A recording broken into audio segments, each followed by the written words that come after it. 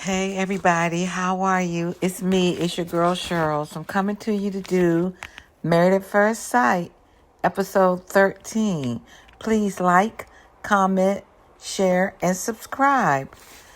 I appreciate everyone helping me build my channel. So let's get this started. All right.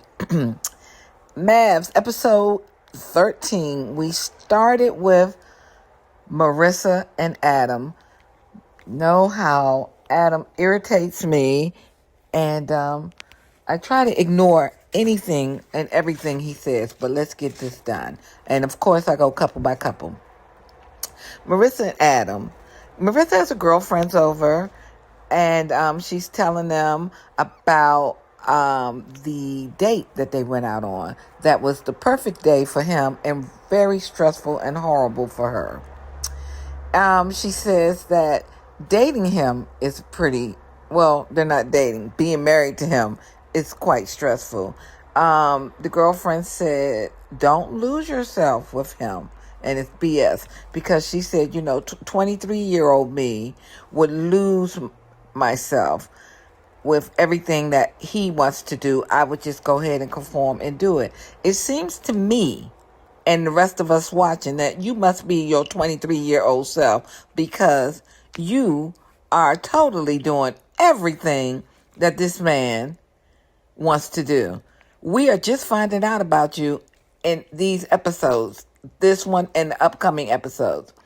All right, so Adam actually comes into the room. I guess he's coming home from the gym. I don't know. He always looks like he's coming from the gym, but we know he's probably coming from playing pickleball or out there on that jet ski. I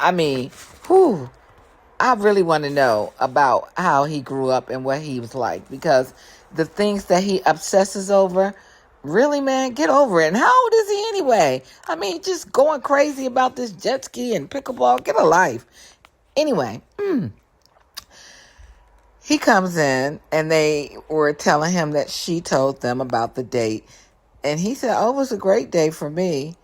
And they said, well, it wasn't that great for her. So then they asked him to name 3 things that he likes about her. He named 2, and they let him slide. See, I wouldn't have let him slide. I would just remain quiet until he named the 3rd thing, because he's so fake, and he always bullshits his way through stuff. So anyway, that was it for them, and let's move on. Our next couple is, of course, the most crazy person that I've seen on TV in a long time. Remember, I don't know what season it was, but the girl that kept on saying, I'm a good person. I think her name was Marissa also. I'm a good person.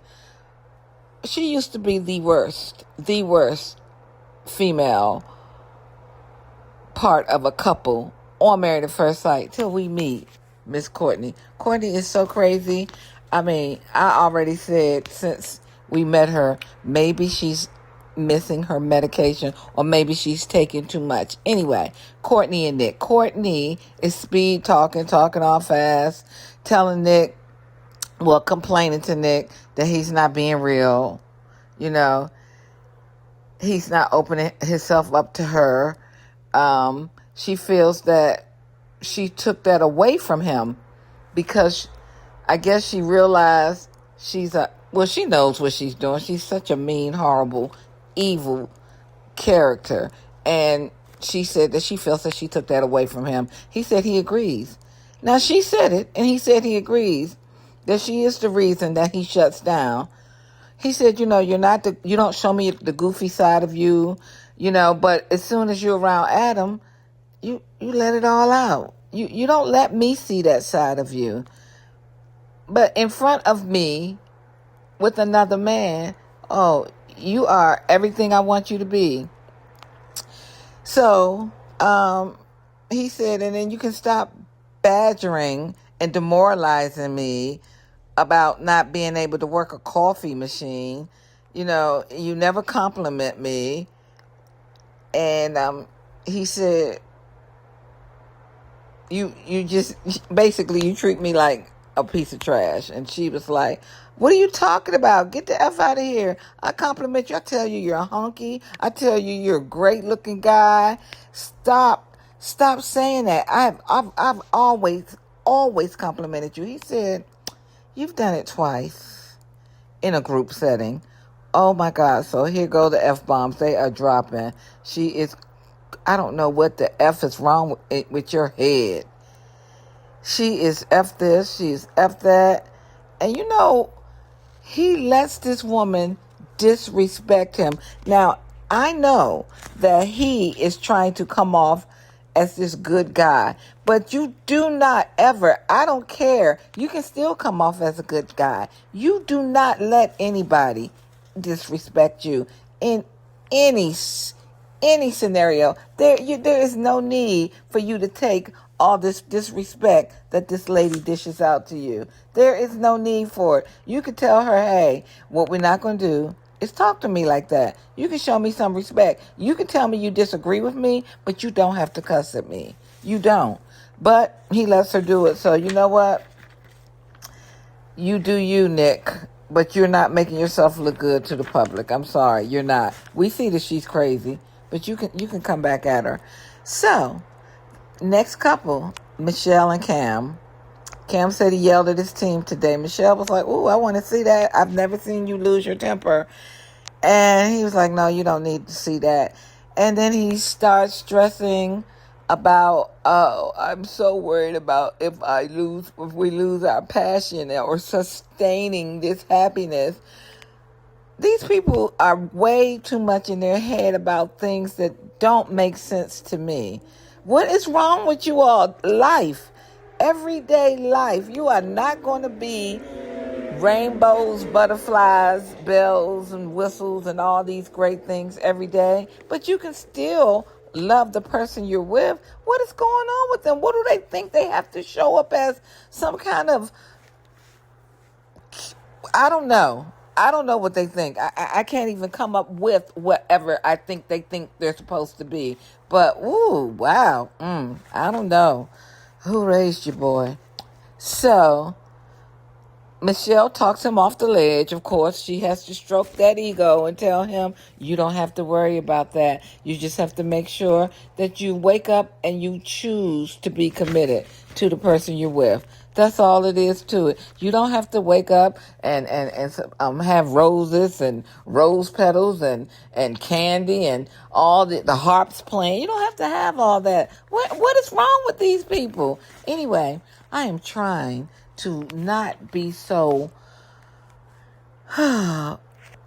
animated when I talk about these people. But these people, I just don't know what it is that's going on in their head. Now I'm like, Courtney, what is going on in your head that you think that you have to be Pepe Le Pew every day? I don't get it. Anyway, she calmed him down, I guess.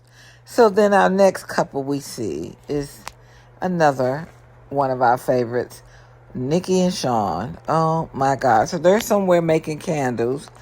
And he makes a comment about the smell of burnt underwear. What? Whoo. I have never heard of anything like that. And is that a smell you love? That's like Nikki looked at him and said, oh, you're into that? And he's like, no, I'm just joking. No, Sean, you are super weird and you're probably in, but burnt underwear? What? Did he say the smell of old underwear? He said that, right? Anyway, they start having a conversation about finances and how, as a couple, they should have a joint account. And that account is to finance their life. They should not have a 50-50. You pay the rent, I pay the utilities. That's basically roommates. That is not how they should conduct their lives as a married couple. Sean agreed with what Nikki was saying. They both agreed about everything concerning their finances. He's saying all the right things, and she's like, okay, well, she's thinking about how they can build into the intimacy because they got along great in the conversation about finances. Oh my God. That's enough about Sean and Nikki right now. Okay. So now we have Devin and Caitlin. And they're out eating, and he asked her, what are three things or what are some things that you could talk about to no end? And she said, oh, Harry Potter, Taylor Swift, and World War II. How about you? And he said, rugby. Okay, so she told him that she thinks that, basically, I think that you gaslight me so you can get a spark out of me. You say things because I don't give you what you want. So you'll say something to get me upset so I can comment on whatever you're talking about. And she said that is frustrating. She said she wants him to stop that. Please stop that. He said that he wants to cuddle. He wants to have more of a real relationship, basically. Like when we were sitting on the couch watching TV, he said, I would like, for us to cuddle. And she said, well, I go to bed at 8:30. Can we do that? And he said, can we talk about the cuddling? And she said, well, how about if I sit across from you and put my feet on you? See, I don't know. I think they said that 3 weeks until decision day. She is not even trying with him. Now, we know that Nikki can't stand Sean, but at least Nikki is putting on a facade like she's going to try. She does let Sean touch her. Well, Caitlin does let Devin touch her, but she doesn't let Devin get romantic with her whatsoever.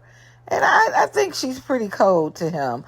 I don't have anything against Devin. I think he just wants to be loved and wants to be in love, and I don't see anything wrong with him wanting that. I think that it's so horrible that she's so cold to him. And he says she puts on in front of the cameras, and I totally believe that. I always say that I believe a lot of the men are recruited. But I also think Caitlin was recruited for this show, because why would she sign up and then treat somebody so bad? I noticed she says she's had toxic relationships throughout her life, but the common denominator in those relationships is her evil ass. So maybe that's the reason why none of your relationships were something that you were happy about. But look at how you're treating this man. Good Lord. Give the man a chance. And then I think they played Mario. You should let me love you for them. Let this man. Anyway, next couple.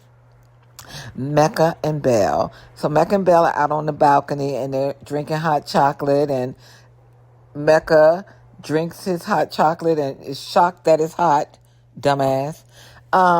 So Belle said sitting out there drinking a hot chocolate makes her reflect on when she was younger. And she said, that they used to put snow and water or snow and milk in a cup and drink it. And, and Neck was like, really? She said, yeah, when I grew up, I was beyond poor.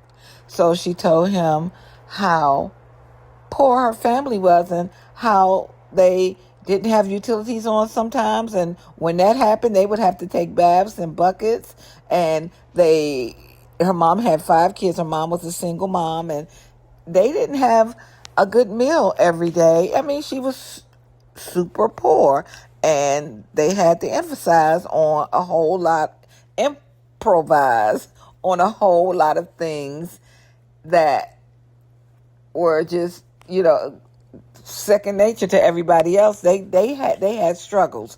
So Mecca also talks about his childhood, and he said that he was very jealous of his stepbrother, his stepsister, because, of course, the stepmom left Logic, and Logic kept Mecca with him. I don't know I guess they're stepbrother and sister. They're not his half brother and sister or anything. Anyway, he said that they had a lot of luxuries. You know, they had cell phones, they had this, they had that. They had a lot of things that he did not have. And he said, but he probably didn't have them because he was a very bad kid. And Belle, who constantly pours into Mecca and always tries to make him see that maybe it wasn't that you were a bad kid, maybe this was going on, that was going on. She's always pouring into him. But when she was sitting there telling him about her horrible life, he was lighting up a s'more and saying, I respect that. You know, I respect that you shared that with me. What? But the whole time he's telling about how he was jealous of his brother and sister, how he peed on himself in the bed, not on himself, in the bed until he was 13 years old, or when he knew that he was going to get in trouble, the thought of Logic coming to whoop his ass, he pee. And, you know, she is just really listening to his story and really saying, oh, this is awful. And, you know, I'm so sorry for you. All he said to her when she told him that they basically eat some toothpaste and go to bed, I respect that you shared that with me. Anyway, I have said for weeks that I'm not giving Mecca a hard time because I saw who he was raised by as well as you all did. And that was our boy, Logic. Well, guess what? I am now going to give Mecca some shit because Mecca is a energy. He sucks all the energy out of the room because he wants everything focused on him. He is really driving me crazy. But anyway, we'll get back to how I feel about him in a minute. Belle was saying, but even though they grew up very poor, extremely poor, with less luxuries, her mom always made sure that their birthdays were great. And so he said, okay, I'm going to remember that and I'm going to do that. So her birthday was like the next day. She turned 29. He went all out for her. He got her the roses, he got her flowers. He had rose petals on the floor. He had the candles. He had cake. He had gifts. He made it really, really special for Belle. She really appreciated everything he did. He got her her first little gift was some Flaming Hot Cheetos, and I guess that's what she eats when she's mad. She said, "You got my mad snack." And then he got her a cute little Michael Kors purse. He got her some perfume. And he got her something else, I think. I can't remember. But wow. Did I write it down? He really made her feel good. And he said, after all that I did, you should be saying you love me. Really, Bama? Take your shit back. Okay, how about that? Whew, he is a piece of work. I mean, he just wants all the attention on his ass, but he still has those black fingernails. He still has that gold shit in his mouth, and he keeps wearing a hat because he has not gotten those braids redone.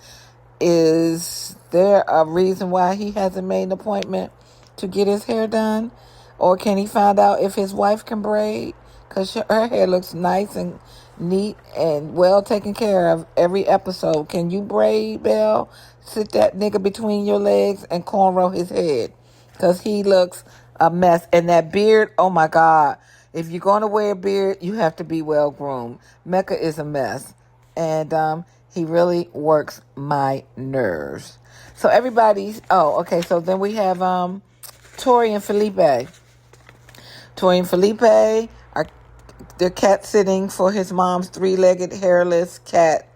The cat is a Sphinx. This cat is very scary looking to me. It's the weirdest looking cat I've ever seen. Tori's on the phone with her sister. She's telling her sister how Felipe how she did not ask for a Build-A-Boy, and that's what she has, a Build-A-Boy. He's wishy-washy. Either he's in or out. She said, I don't have time for Felipe's nonsense. He is quite the mama's boy. He sleeps late. She can't trust him with her dog. Everything he has been given to him. He has the job at the restaurant because it's a family-owned restaurant. He has a beautiful apartment that his mom and his sister decorated and cleaned for him. His first job was a job that his father got for him. She's going to have to see him show that he can do stuff on his own. She's going to have to see him show up as a man. She's getting a lot of orange flags. She said she would not say yes on decision day if it was today because he is too indecisive. So she told the next scene, we see her having a conversation about her pet, telling Felipe, I need you to step up. I need you to help me with my dog. I have very early morning meetings. I need you to make my life easier. And ever since I've gotten with you, you've making my life harder. I need you to help me out. Oh, he said, I can get up and walk the dog. That's not a problem, and go back to sleep. I need you to help me out. I don't care how you do it. Just do it. He said he will work harder. He thinks things are good for them. And she said, well, they're not. Okay? She does not think that they're good right now. You sat in that group meeting and said all that wild, I want to fuck whole shit, and you think we good? Come on, Felipe. Are you on dope or dog food? What is he smoking? Because he does look disheveled most of the time. What is he on? So Felipe says he wants to change for Tori. He is really into Tori. He wants to do better. So this whole episode is leading up to them going to the group meeting. When they get there, expert Paul says this one is to share truth combo tonight. We're going to share some truths tonight. First up, Courtney and Nick. Crazy Courtney and Nick. Now, before I even talk about what they discussed, I already told you all earlier that she was at the house cussing him out. When she gets to the group meeting, she is constantly disrespecting him. Now, what I want to talk about is nobody chimes in when she is going off on this man. Nobody. But remember, that whole table jumped down Nikki's throat when they thought that she was commenting on Short Sean's height. They act like she said the M, as in the word you can't say about little people. They act like she said that word about Sean when she said what Sean said about her to him. But anyway, nobody says a thing when Courtney goes completely off on Nick every chance she gets. She blames Nick for not being open. He says he tries to be his honest self. He will not bash her for anything. He lets her say the most negative things about him, and he will not say anything bad about her. And this is a problem. Paul says, do you have a strong romantic connection? Courtney says, I don't know. Nick says, no, we have more of a friend connection. Nick says, I don't think this is going to work. I mean, I can stay and learn more about myself, but that would be selfish to Courtney. I couldn't do that. If we're going to leave, we're going to leave together. So all she heard was that he said he could stay and learn more about himself, and she starts cussing him out with all the F-bombs. You know what Dr. Lisa and expert Paul do? They just sit there and look at her and let her be the crazy, disrespectful, MAGA woman that she is. So Paul says, look, I have a question. Would you all like to end this marriage? And the show goes off after that statement. Stay tuned for episode 14 to find out what the answer is. I thank you all for joining me and doing my recap. Please like, comment, share, and subscribe. It's your girl, Cheryl. Thank you all. Good evening.